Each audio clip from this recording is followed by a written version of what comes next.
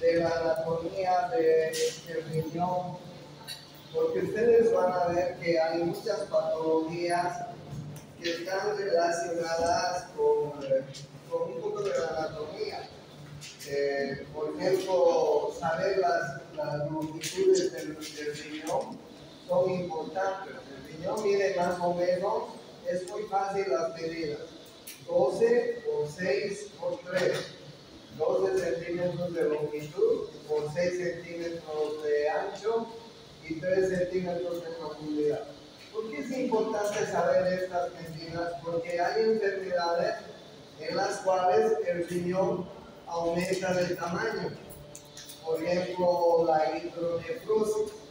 En las hidronefrosis el riñón aumenta de tamaño, y si nosotros pedimos una ecografía, el ecografista nos va a reportar que el riñón está aumentado de tamaño. O en las poliquistosis renales, que también son frecuentes, también los riñones aumentan de tamaño y se ven los quistes. Y en otro tipo de enfermedades, como por ejemplo en las insuficiencias renales crónicas, sobre todo, el riñón disminuye de tamaño.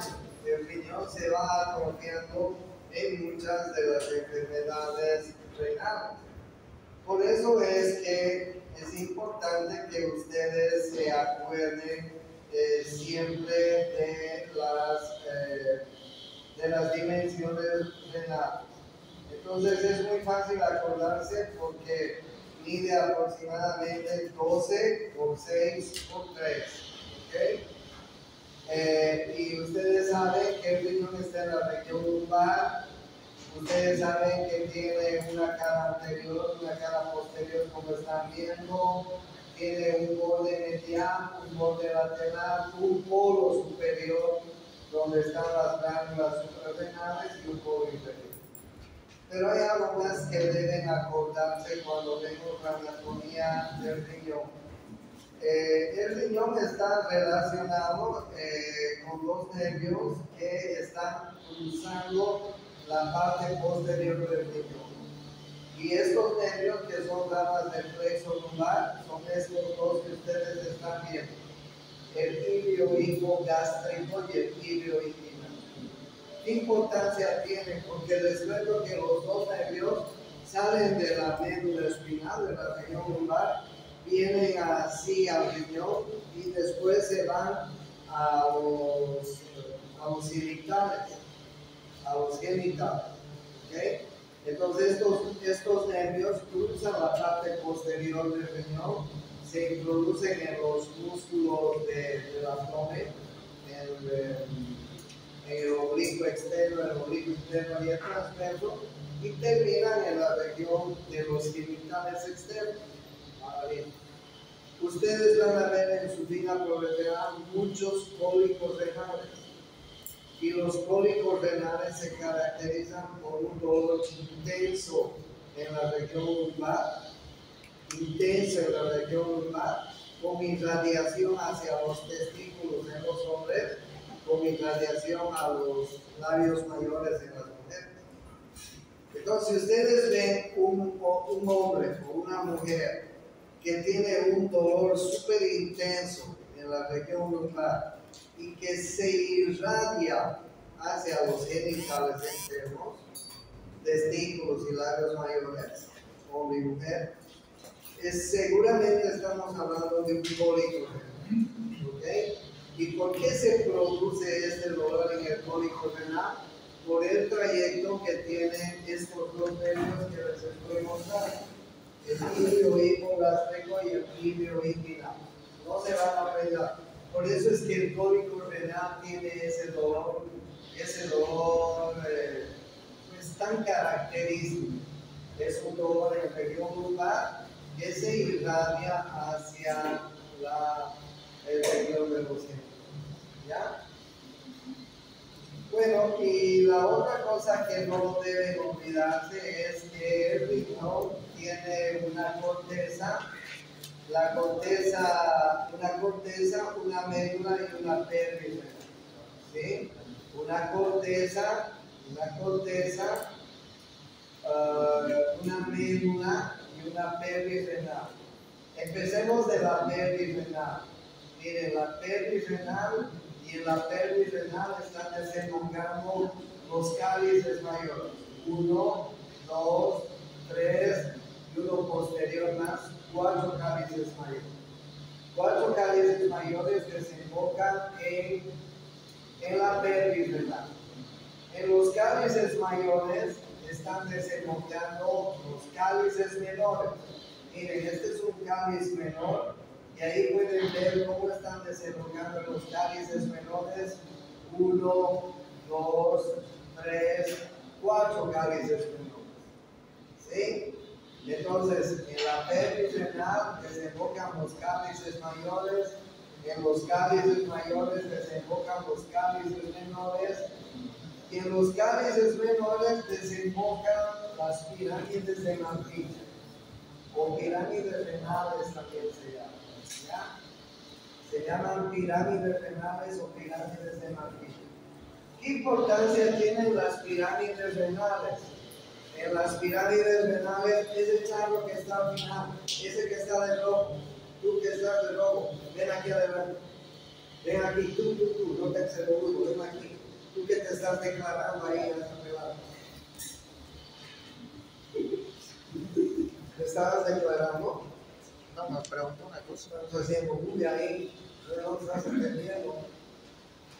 Bueno, en las pirámides renales desembocan los túbulos colectores, no se van a olvidar. Y aproximadamente hay 500 túbulos colectores en cada pirámide renal. ¿Ok? Miren entonces, pelvis renal, cálices mayores, aproximadamente 4 cálices mayores, uno superior, uno medio, uno inferior y uno posterior. En los cálices mayores desembocan los cálices menores, un superior, medio, inferior y un posterior. En los cálices menores desembocan las pirámides renales, y en las pirámides renales están los, ¿qué les dije? Exactamente. Y aproximadamente hay 500 de estos túbulos por cada pirámide renal. O sea, imagínense cuántos túbulos colectores tenemos en todo el riñón. La otra cosa importante que debemos tener en cuenta del riñón, que entre pirámide y pirámide hay estos espacios que se llaman las columnas renales. ¿Ya? Las columnas renales. Miren, entre pirámide y pirámide están las columnas renales. Ahora bien, ¿qué es lo que pasa en las columnas renales? Miren ustedes, esta es la arteria renal. Y la arteria renal va a ingresar en el riñón y se va a segmentar. Miren, arteria segmentaria superior, arteria segmentaria anterior. Aquí hay una arteria segmentaria apical, arteria segmentaria anterosuperior. Hay una arteria segmentaria posterior. Hay arterias segmentarias inferiores. Entonces, la arteria renal se segmenta en arterias segmentarias.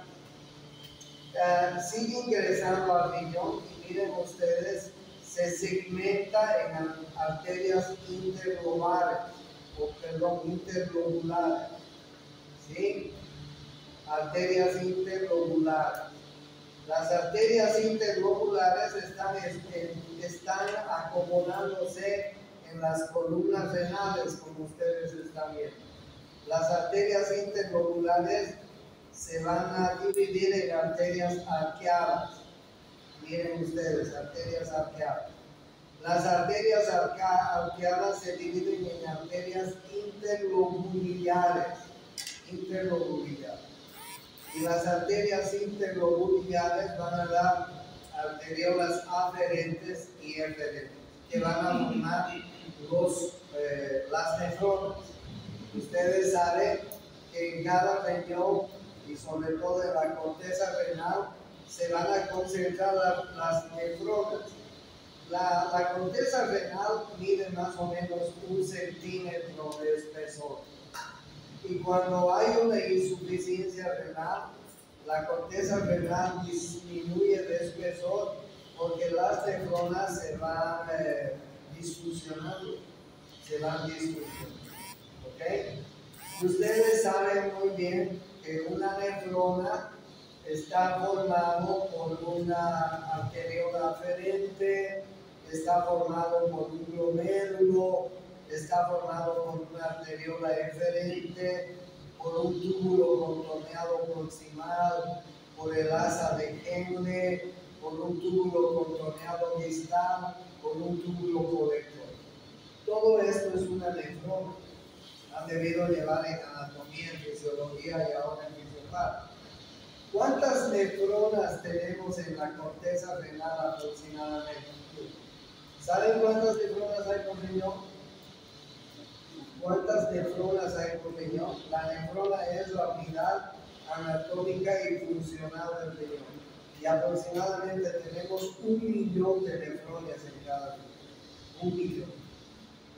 Y tenemos 500 túbulos colectores en cada pirámide de Mayer.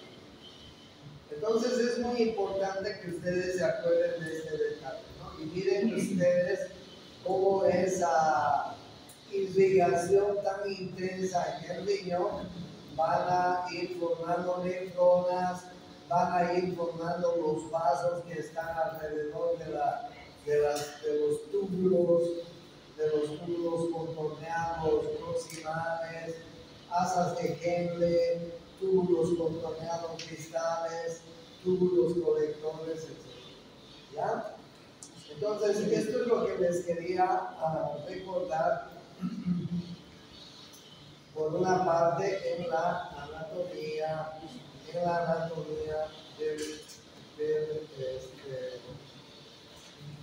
del riñón. Y por otro lado, hacerles recuerdo también de un poco de la fisiología del riñón, ¿no? Ustedes saben muy bien que el riñón tiene estas 5 funciones importantes: excretar desechos, regular la homeostasis, secreta hormonas importantes, regula la reabsorción de electrolitos, controla el volumen, produce orina. ¿Qué hormonas secreta el riñón? ¿Qué hormonas? La eritropoyetina, porque ¿qué otra hormona? La vitamina D, porque ¿no? ¿Qué otra hormona? La renina. Sí, la renina y la angiotensina, la renina, por ejemplo, ¿no? Y hay otra hormona que han descubierto hace poco que se llama la hormona cloto. Me acuerdo del nombre de Clotilde.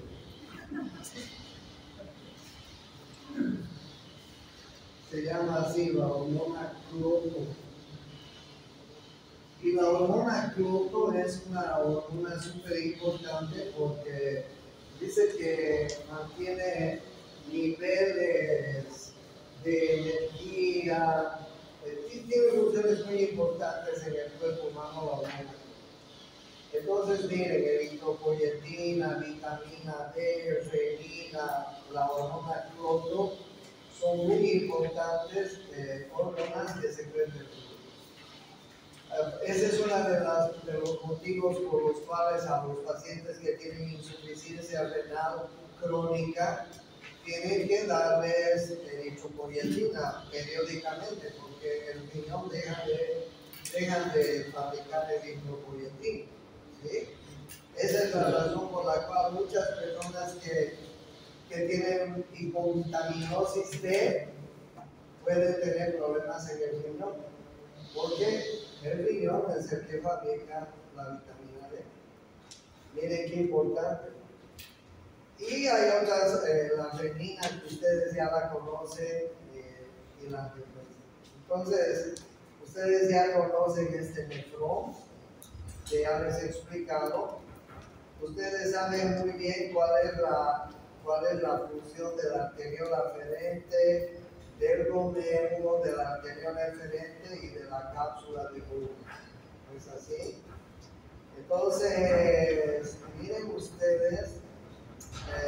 ustedes en esta figura, quiero mostrarles la arteriola aferente, el glomérulo, la cápsula de Bowman, la arteriola eferente y una serie de pequeñas células que se encuentran entre la arteriola aferente y la arteriola eferente. Y estas células forman la mácula densa, que a la vez forman el aparato yuxtaglomerular. Y el aparato yuxtaglomerular, como ustedes saben, tiene la función de fabricar renina. Y la renina es una hormona súper importante porque la renina regula los electrolitos y los líquidos cuando estamos perdiendo. Miren ustedes, el riñón fabrica renina y esta renina es la encargada de transformar, como ustedes están viendo, el angiotensinógeno, que es una molécula fabricada por el hígado. La renina transforma el angiotensinógeno en angiotensina 1. La angiotensina 1 es transformada en angiotensina 2 por una enzima que se llama la enzima convertidora de angiotensina, ¿no? Que fabrica el pulmón. Y la angiotensina 2, miren ustedes las funciones de la angiotensina tan importantes. Activa el sistema simpático, se absorbe sodio, potasio y agua cuando estamos perdiendo, secreta aldosterona cuya función es también retener sodio, potasio y agua. Produce vasoconstricción arteriolar periférica y además secreta la hormona antidiurética por la hipófisis. Cuando nosotros estamos perdiendo líquidos por alguna razón, el cuerpo humano reacciona reteniendo líquidos y electrolitos de esta manera. Imagínense una diarrea profusa con vómitos, una deshidratación aguda, una hemorragia aguda, etc. Inmediatamente el riñón va a fabricar el sistema de la renina, angiotensina, aldosterona, a disparar. ¿Para qué se dispara el sistema de la renina, angiotensina, aldosterona? Para producir todos estos elementos que ustedes están viendo en la figura. Activa el simpático, reabsorbe el sodio, cloro, potasio, secreta la aldosterona, produce vasoconstricción arteriolar y secreta la hormona antidiurética. Todos estos elementos que produce la angiotensina 2 son elementos que sirven para elevar la presión arterial un poco, retener líquidos y electrolitos. Pero les cuento que en los hipertensos, ustedes saben que la hipertensión se clasifica el 90% en hipertensión idiopática. Es decir, hipertensión idiopática quiere decir que no sabemos la causa de la hipertensión en esa persona. Es una hipertensión desconocida y hay varios factores, ¿no? Pero uno de los factores más importantes que produce la hipertensión es el disparo, la detonación, si quieren, del sistema de la renina, angiotensina, aldosterona. Y esto tiene que ver con un factor heredofamiliar. Por ejemplo, yo soy una persona sana y hago mucho deporte. Y no fumo, no bebo, pues no tengo muchas enfermedades. Tengo un poco de sobrepeso, pero soy hipertenso y desde hace 20 años. Y mi padre era hipertenso y la familia de mi padre, la abuela era hipertensa. Y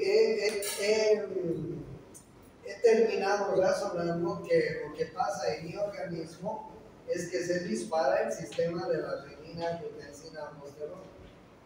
Porque les cuento que lo único que me hace bien para calmar mi presión, mi hipertensión, es un IEC, que es uno de los medicamentos que utilizamos los médicos en la hipertensión, ¿no? Los famosos IECAS. ¿Qué es un IECA? Un inhibidor de la enzima convertidora de angiotensina. En mi caso, yo todas las mañanas tomo mi IECA y me va bien con mi IECA. ¿Entiendes? Entonces, si bien el sistema de la renina, angiotensina, aldosterona es un sistema de compensación en el organismo cuando estamos perdiendo líquidos y electrolitos, en muchos pacientes hipertensos, pues parece que tienen ese problema. Claro que hay otros factores, por cierto, por ejemplo, obesidad, por ejemplo, aquellos pacientes que tienen el colesterol, los triglicéridos, los ácidos grasos, pueden tener hipertensión, los obesos pueden tener hipertensión, los diabéticos pueden tener hipertensión, en fin, hay muchos factores que conducen a la hipertensión, pero uno de los factores importantes que conducen a la hipertensión es este detonante del sistema de la renina, angiotensina, aldosterona. Por eso es que a muchos pacientes que ustedes vayan a tener con hipertensión, pues les va a venir bien utilizar un IEC. ¿Para qué? Para inhibir la enzima convertidora de angiotensina. Interesante, ¿no? Bien. Entonces ustedes ya saben que el riñón o el nefrón, como quieran, tiene estas funciones. ¿Ok? Miren, no se olviden entonces de las funciones del riñón. Filtración, ¿sí? Filtración.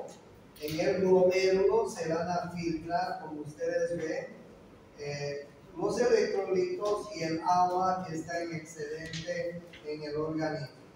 ¿Sí? Se filtra. Todo lo que no le sirve y esté en excedente al organismo se filtra en el glomérulo. Lo único que no se filtra en el organismo, en el nefrón, ¿qué es? No se filtran las proteínas. Eso no se filtra. Pero después el agua se va a filtrar en excedente. Los electrolitos, sodio, potasio, se van a filtrar. La glucosa se va a filtrar si hay excedente. ¿Sí? Y muchos otros elementos se filtran. Entonces, la primera función es la filtración. La segunda función es la reabsorción. Muchos de esos elementos que se han filtrado vuelven al torrente sanguíneo. Claro, aproximadamente en 24 horas, dice que filtramos 70 litros de sangre en los dos riñones, imagínense. 70 litros de sangre se filtran en los riñones. Pero de esos 70 litros de sangre, ¿cuánto se elimina en la orina en 24 horas? Aproximadamente 1,5 litros, 1,5 a 2 litros. ¿Sí? De 70 litros que filtramos en 24 horas, 1,5 a 2 se convierten en orina, nada más. El resto se reabsorbe. ¿Ya? Bueno, esa es la segunda función. La tercera función es la secreción. Hay muchas sustancias tóxicas para el organismo que se tienen que eliminar, secretar. Y entre ellas están la urea, está la creatinina, ¿no? Están las toxinas urémicas, así se llaman, que es un producto de degradación del metabolismo de los aminoácidos, ¿no? Estas toxinas urémicas, entre ellos la uremia, la creatinina, tienen que salir sí o sí de nuestro organismo, porque si se quedan nos van a producir problemas en el organismo. ¿Qué pasa si aumentan las toxinas urémicas dentro de la sangre?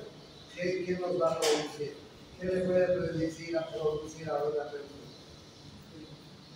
que produce el aumento de las toxinas urémicas, de la urea, de la creatinina. ¿Cómo? Precipitaciones, las precipitaciones de la urea. Sí, pero sobre todo pueden producir un estado urémico en la sangre que es hasta grave, ¿no? Si hay una insuficiencia renal, si la urea, si la creatinina no se puede eliminar por la sangre, se va a producir un estado urémico que va a ser grave en el organismo. Y finalmente la excreción es importante, ¿no? La excreción de la orina, se forma orina y se excreta aproximadamente 1500 a 2000. 30 ml, 25 a 30 ml por kilogramo peso en 24 horas. Eso es lo que se maneja normalmente. ¿Ya? Entonces, fíjense qué interesante las funciones renales. Y la otra cosa interesante que ustedes deben saber para terminar este recuerdo es que en el túbulo contorneado proximal es donde se filtra la mayor cantidad de agua y electrolitos. Miren ustedes, el 60% de agua y electrolitos cuando la sangre se filtra en el glomérulo entran al túbulo contorneado y se van a filtrar ahí agua y electrolitos en el 60%. ¿Okay? Se secreta urea también en esta porción del túbulo contorneado proximal. Miren en el asa de Gene. En el asa de Gene también se va a producir la filtración del agua, sobre todo, y de los electrolitos. Y en el túbulo contorneado distal se va a producir, sobre todo, la retención de electrolitos. ¿Sí?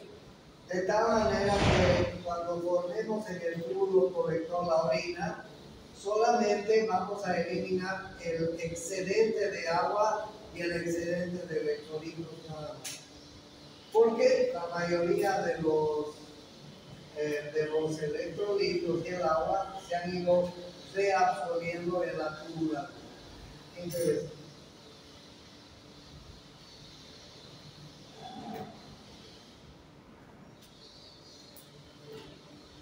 Cambios de...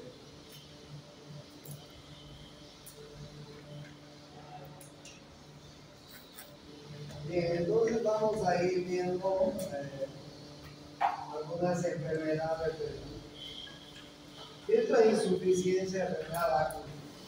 Una vez que hemos hecho el repaso de anatomía, un poco de fisiología, ya les he dicho que es importante que se acuerden las dimensiones del riñón.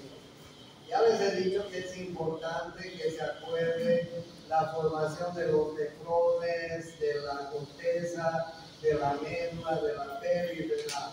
Porque las enfermedades renales van a ir afectando en esas partes del riñón. La insuficiencia renal es una disfunción renal que ocurre en horas o en días. Es la incapacidad renal para excretar los productos nitrogenados. Como ya saben, los productos nitrogenados son productos que están sobrando en la sangre, productos del metabolismo de las proteínas y los aminoácidos. Este metabolismo de proteínas y aminoácidos van a terminar formando estos productos nitrogenados, urea y creatinina. Pero si la urea y la creatinina no se pueden excretar por el riñón, van a comenzar a elevarse en la sangre. Si nosotros queremos como médicos investigar si un nefrón está funcionante o no en un examen de rutina, basta con pedir un examen general de orina y urea y creatinina.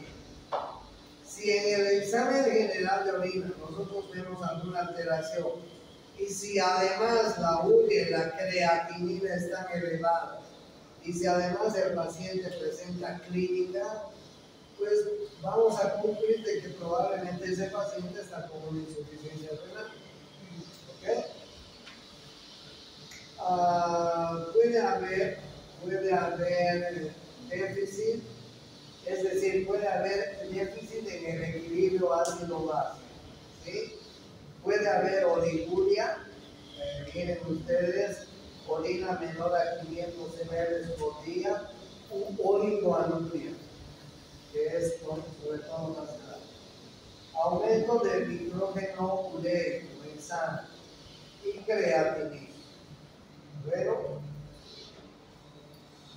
la insuficiencia renal aguda, o en la insuficiencia renal aguda, les decía, aumentan los niveles de urea y creatinina por una disminución en la tasa de filtración glomerular. ¿Ya? Como yo les decía a un comienzo, la síntesis de urea se la hace debido al metabolismo de los aminoácidos. Pero además el metabolismo de muchos otros elementos que entran a nuestro cuerpo, entre ellos medicamentos.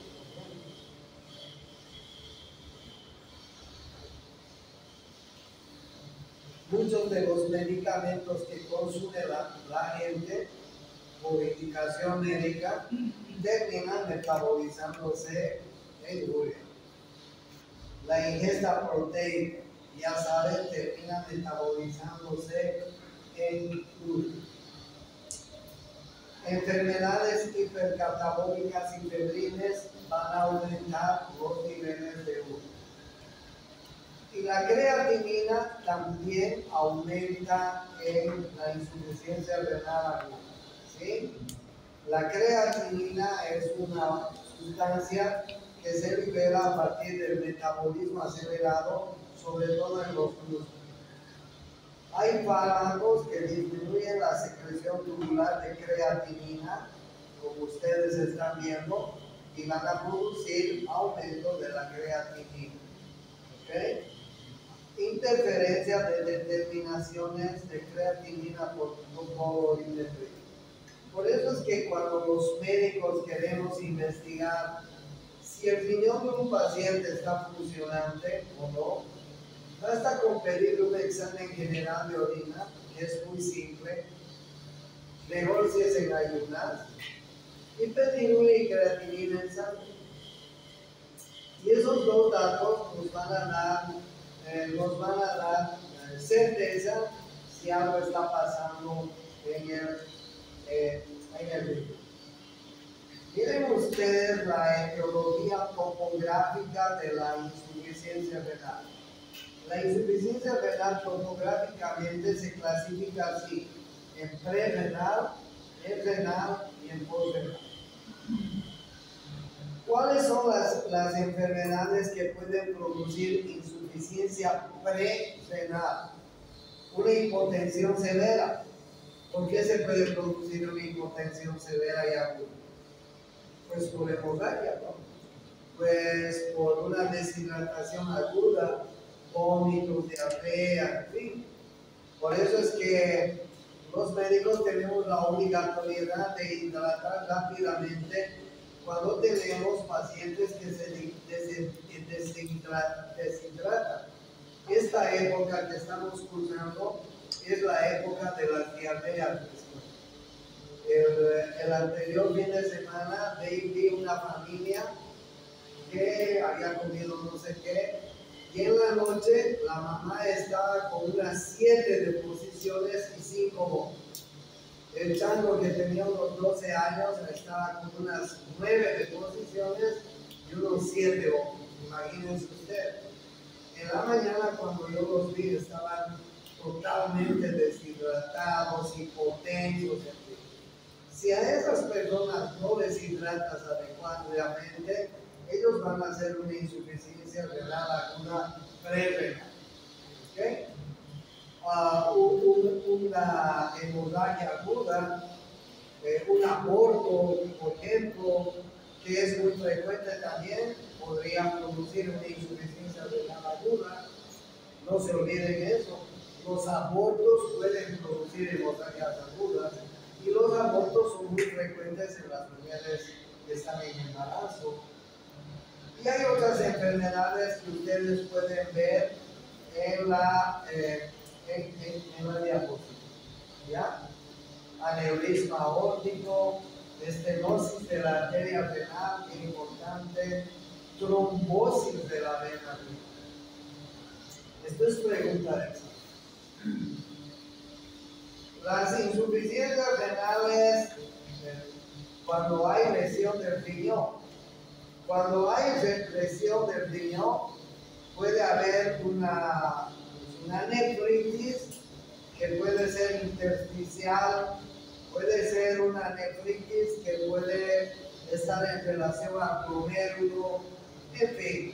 O sea, en las insuficiencias renales de tipo renal, hay una lesión del riñón, puede ser del glomérulo, puede ser de la tubulatura, en fin, hay una lesión renal.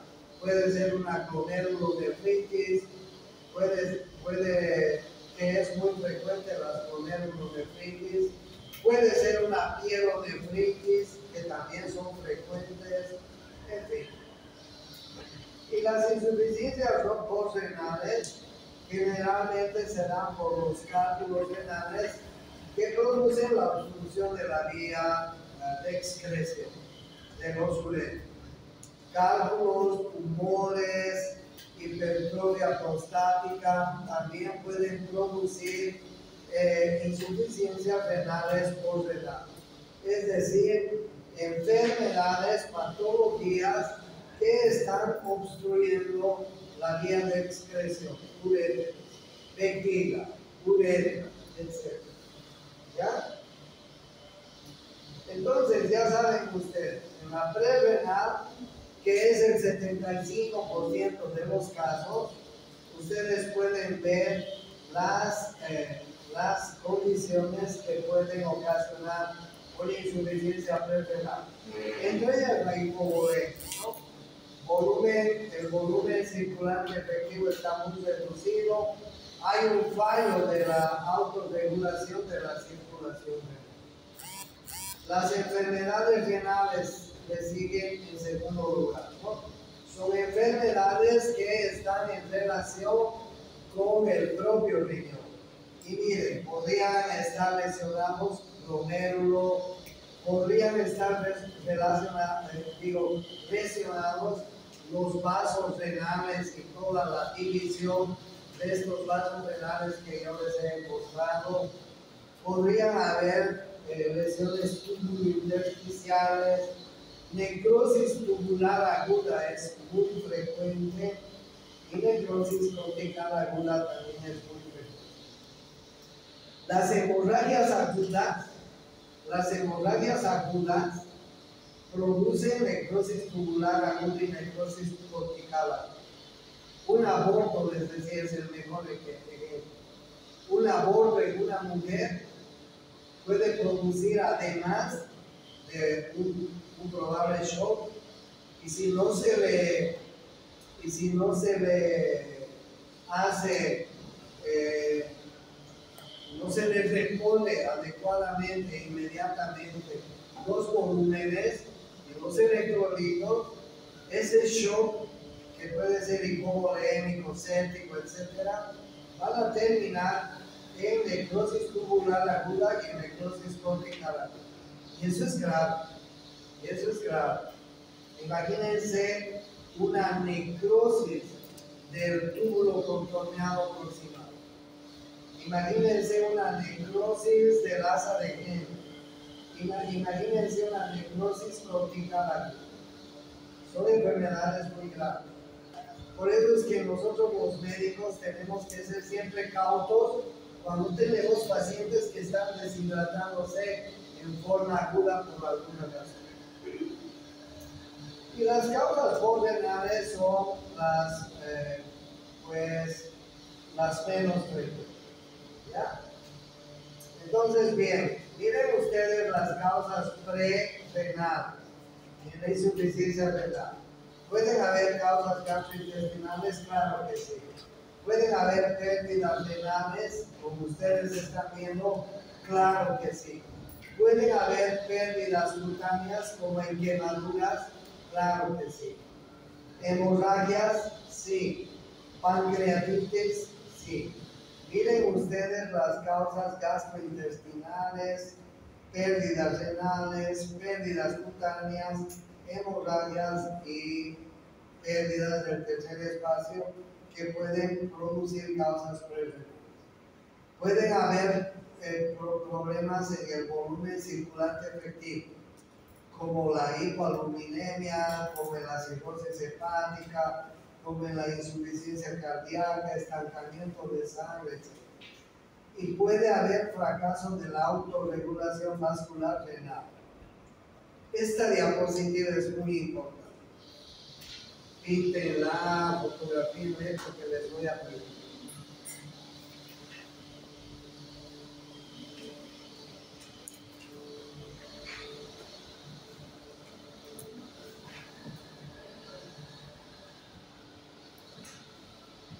Entonces, bien, si hay una hipovolemia, hay una disminución de la presión arterial, hay una activación simpática, hay una activación del sistema de la renina, angiotensina, aldosterona, hay una hipoperfusión renal, pero con estabilidad de la perfusión glomerular, la tasa de ultrafiltrado y la tasa de filtrado glomerular.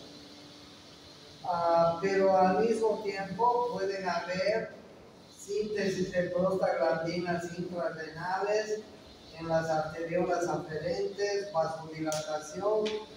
Puede haber problemas en el tono muscular de las arteriolas aferentes y pueden haber además activación de angiotensina, ¿sí?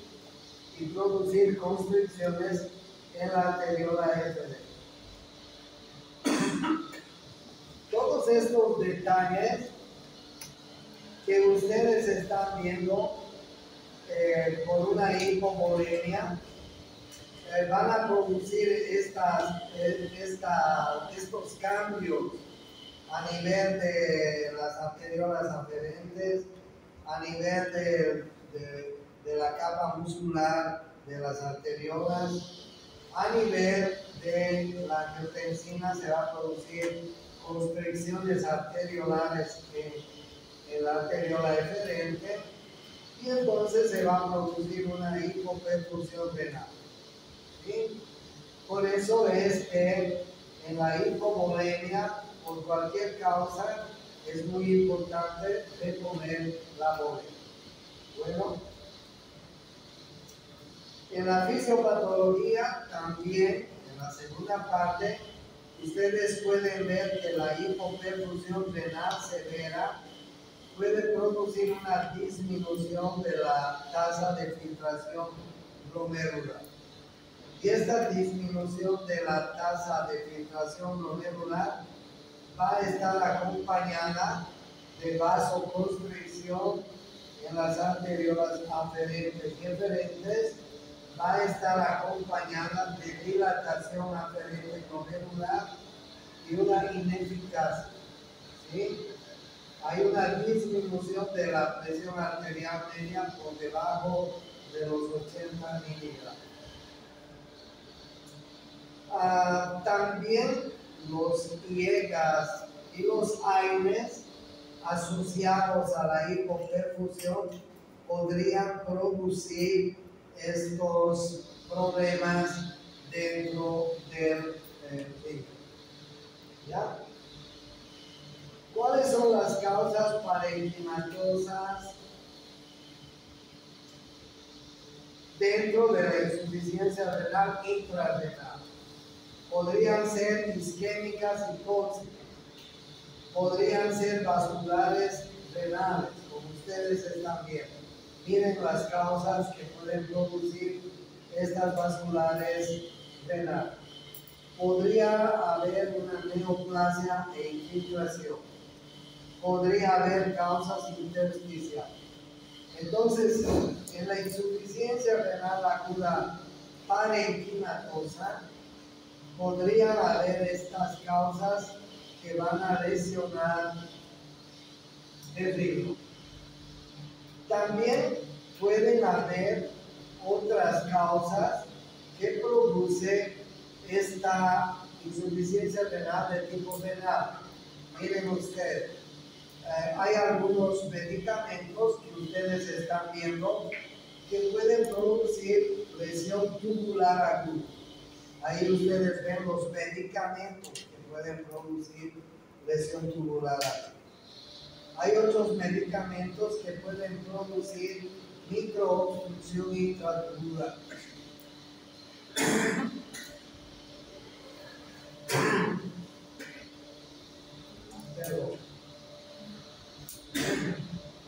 Y ahí ustedes pueden ver la cantidad de medicamentos y la cantidad de lesiones que podrían también producir una insuficiencia renal intrarrenal.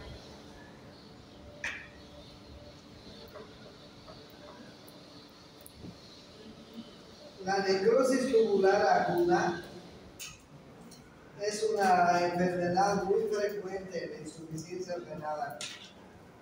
Y la necrosis tubular aguda se la da por una isquemia en el riñón.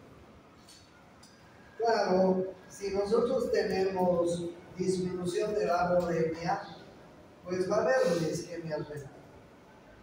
Y esta isquemia renal va a producir respuestas hemodinámicas. Miren ustedes lo que puede producir a nivel renal, ¿no? Y finalmente va a producir también un daño tubular, puede producir obstrucción tubular, fuga al intersticio y finalmente la disminución de la tasa de filtración glomerular. La necrosis tubular aguda es muy frecuente por la isquemia renal. Y en la necrosis tubular aguda hay alteraciones hemodinámicas. Y las causas de estas alteraciones hemodinámicas, como ustedes pueden ver, el aumento de la liberación de endotelina a nivel de la vasculatura, la disminución de la liberación de óxido nítrico, la congestión de la circulación medular. Estos van a disponer a que se disminuya el aporte de oxígeno medular a la parte medular externa renal y va a producir una necrosis tubular.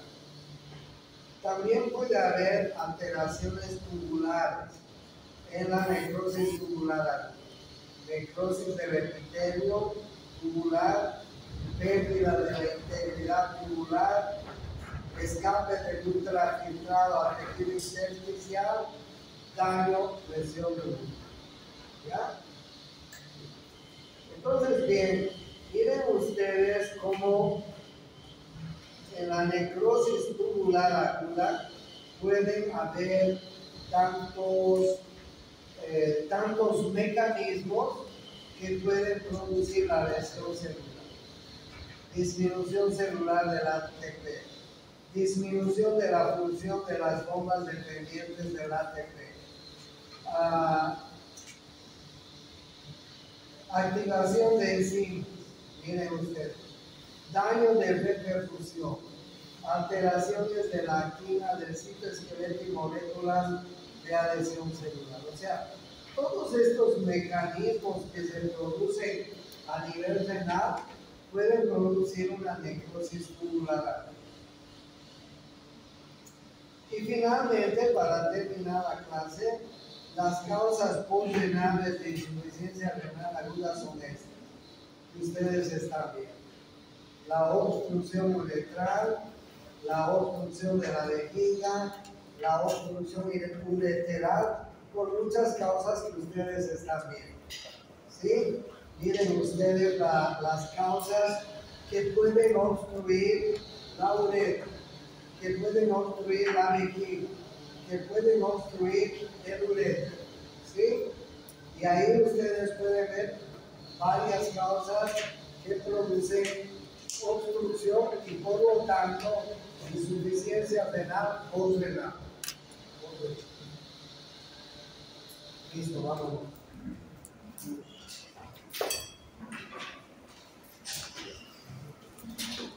Ya para no molestaros con sus exámenes, he decidido lo que les he comunicado. Vamos a terminar los 3 temas y vamos a dar el examen.